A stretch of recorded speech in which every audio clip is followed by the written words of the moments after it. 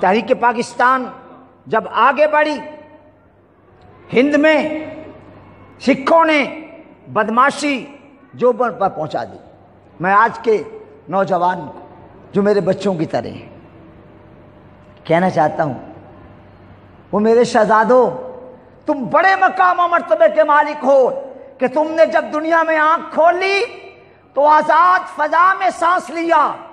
تمہارے ماں باپ نے آزاد فضا میں سانس لیا، لیکن وہ کتنے بڑے لوگ تھے جن کی آنکھ کھلی تو ہند میں کھلی تھی. انگریز کا یہاں قبضہ تھا. ہندو بنیا مسلمان کو قرضہ دے دے کر کئی نسلوں تک اپنا مقروض بنا لیتا تھا. بیچارے شادیاں کرتے تھے تو مانگ مانگ کر کرتے تھے. مسلمانوں کی اپنی ثقافت، مسلمانوں کا اپنا وقار ملی خطرے میں پڑا ہوا تھا. تحریک پاکستان چل پڑی. نوجوانوں، آپ اگر یہ سمجھتے ہیں موٹر سائیکل کی بفل نکال دی اور 2 کی بجائے 3 بیٹھ گئے اور گاں گاں کرتے ہوئے سڑکوں پر نکل کھڑے ہوئے، میرے بچوں آؤ میں تمہیں بتاؤں جب پاکستان بنا تھا تو تمہارے اکابر کو کیا قربانیاں کرنی پڑی تھی. یہ کتاب میں نے منگوائی اور اس کا میں نے مطالعہ کیا جب امرتسر جل رہا تھا. خواجہ افتخار صاحب کی کتاب ہے. میری خواجہ صاحب کے ساتھ ملاقاتیں رہیں. جب داتا صاحب رحمۃ اللہ علیہ وہ آیا کرتے جمعرات کو، عام مجمع میں کھڑے ہو جاتے اور میرا بیان سنتے اور بعد میں مجھ سے کبھی ملتے. جب پہلی بار ان کا تعارف کروایا گیا تھا میں بڑا خوش ہوا. مجھے کہنے لگے نہیں بیٹے، میں اس لیے آتا ہوں کہ جو میں چاہتا تھا جس طرح کا کام کرنے والا کوئی جوان میدان میں آ جائے، خدا کا شکر ہے وہ تیری صورت میں آ گیا.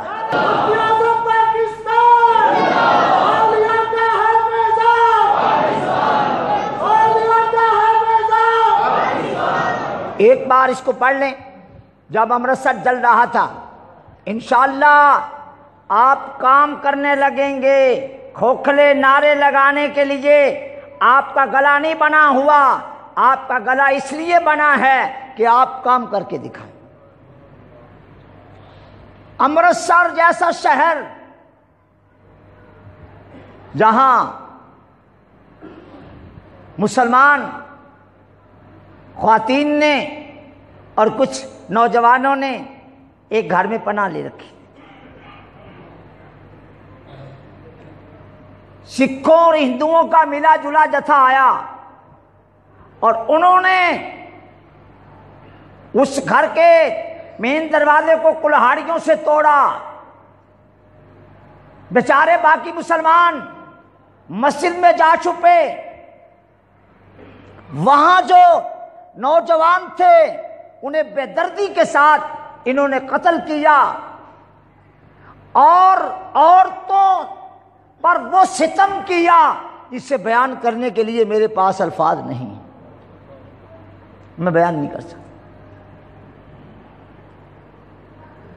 ستم گری کے بعد ان کو لباس فطرت میں کر دیا. سمجھ آ رہی ہے؟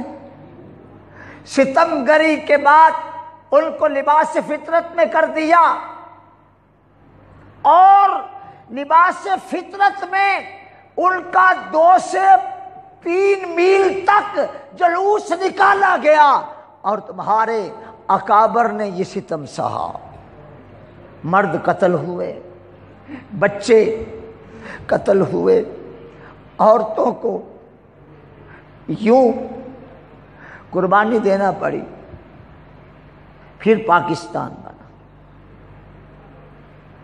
اور اس قدر ستم ظریفی کہ جلندھر سے جب مسلمان نکل رہے تھے ایک عورت کو ایک بازار میں دیکھا لیٹی ہوئی ہے، اس کے اوپر ایک بوری پڑی ہے. آگے بڑھ کر ایک نوجوان نے بوری اٹھانا چاہی، کہا کہ خالہ جان میں آپ کو اٹھا لوں. کہا بیٹے نہیں، میری حالت ایسی نہیں کہ تم مجھ سے بوری ہٹائے. اب میرا دم واپسی ہے. میرے ساتھ وہ ستم ہوا کہ میں اب جاتے جاتے بیان بھی نہیں کرتی. ہاں میرے دونوں پستان سکھوں نے کاٹ دیے اور ستم کی انتہا کر دی اور میرے اوپر یہ بوری ڈال کے چلے گئے. میں اب چند لمحات کی مہمان ہوں، اس کے بعد میں رخصت ہو جاؤں گی. بیٹا ٹھہر جا ذرا، سنتا جا. جب پاکستان میں پہنچ جائے سجدہ شکر بجا لانا اور وہاں میرے بھائیوں کو بچوں کو کہہ دینا پاکستان کی بڑی بھاری قیمت ادا کرنی پڑی، سستا نہیں بن گیا. اور میری یہ پوزیشن ان کے سامنے بیان کر کے کہنا کہ میرے بعد پیدا ہونے والوں یا اس دور کے جوانوں میری اس قربانی کو بلا نہ دینا. یہ سب کچھ میرے ساتھ اس لیے ہوا کہ میں پاکستان جانا چاہتی تھی، میں پاکستان بنانے کے حق میں تھی. مردوں کا قتل، عورتوں پر ستم گری، بچوں کا قتل کر کے جلایا جانا. ایک مسجد کے امام صاحب جن کی عمر 70 برس تھی. کتنے برس؟ 70 برس کے بوڑھے پہ کس کو ترس نہیں آتا؟ ہم تو آج خدا کی قسم کوئی کافر مشرک بھی ہو اس کی عمر 70 برس ہو تو اسے کچھ نہیں کہتے، نہیں کہیں گے. نے کہا مولوی صاحب تم نہیں گئے اپنے پاکستان؟ مولانا صاحب نے کہا اس مسجد سے میری 50 سالہ یادیں وابستہ ہیں اور اس مسجد کا کوئی چپا ایسا نہیں جس پر میرے سجدے کا نشانہ ہو. میرا جانے کو جی نہیں چاہا. میں اسے چھوڑ کر 50 سالہ رفاقت چھوڑ کر کہاں جاتا؟ میں نہیں گیا. کہنے لگے اچھا تجھے اب ہم تیرے پاکستان پہنچاتے ہیں. وہ مولانا صاحب مسجد کی صف کے ساتھ چمٹ گئے کہ اللہ تیرے گھر کو چھوڑ کر بے وفائی کر کے میں نہیں گیا. سب کے ساتھ چمٹے کہ انہوں نے گرا دیا اور گرا کر مسجد کے اندر ہی ان 70 سالہ امام مسجد کو بڑی بری طرح قتل کیا اور کہا لے اب ہم تجھے پاکستان پہنچاتے ہیں. تم کیا سمجھتے ہو؟ پاکستان ایک قصہ ہے، پاکستان ایک کہانی ہے. ہم جب تک زندہ ہیں اس کو کبھی قصہ پارینہ نہ ہونے دیں گے. یہ قصہ تازہ ہے. ہمارے اکابر نے اپنی جانیں قربان کی.